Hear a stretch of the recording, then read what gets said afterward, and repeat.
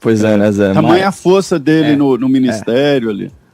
Pois é, Zé, mais uma intriga palaciana aí, anabolizada pelos egos dos agentes políticos envolvidos, né? Como você bem colocou, a análise política corrente, né, sobre esses grupos divergentes no seio do governo, fala muito da formação de dois blocos, né? Então, o bloco militar seria o Mourão, o Heleno, o Santos Cruz, o Floriano Peixoto, e tem um bloco que se convencionou chamar de ideológico. Para mim, eu penso muito mais do ponto de vista de ativismo político, né? Porque são egressos do ativismo político, e aí, principalmente, né, o Ricardo Vélez da Educação e Ernesto Araújo das Relações Exteriores. Sobre o bloco dos militares, eu queria destacar 2 pontos.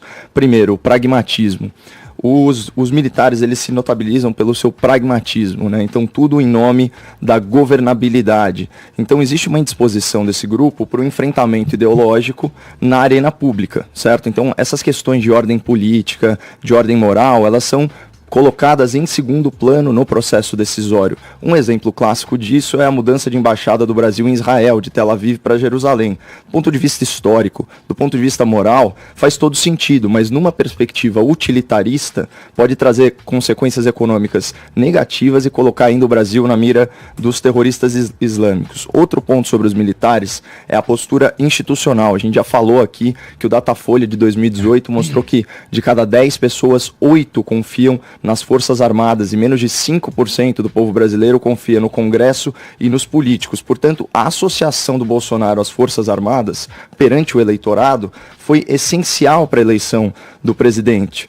Isso sem falar, né, que a vice-presidência e os ministérios palacianos estão na mão de egressos do serviço militar. Então, um governo Bolsonaro ruim é péssimo para a imagem dos militares e eles sabem disso. Por isso, os generais eles estão investidos pessoalmente e institucionalmente no sucesso desse governo. Agora vamos para o outro bloco do ativismo político.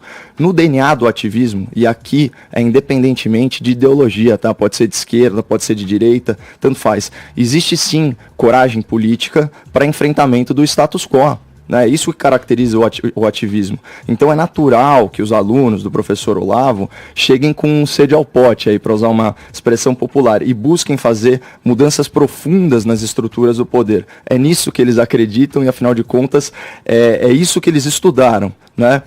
Agora, eles enxergam a eleição do Bolsonaro mais naquele sentido do discurso anti-establishment, né? Então, contra as elites políticas, contra o marxismo cultural, contra a hegemonia de narrativa da grande mídia e por aí vai. O problema é que a burocracia estatal, né, especialmente quando você está lidando aí com tantos cargos concursados, com estabilidade, é um obstáculo tremendo para quem quer agir contra a inércia do serviço público, né? Eu acho que você pode falar melhor que eu, Zé, mas Brasília reage a mudanças bruscas, ferozmente, né? Então a gente tem um caso em que a teoria e a filosofia estão encontrando na experiência concreta os desafios da realidade. Agora, é uma pena, porque quando a gente fala desse embate entre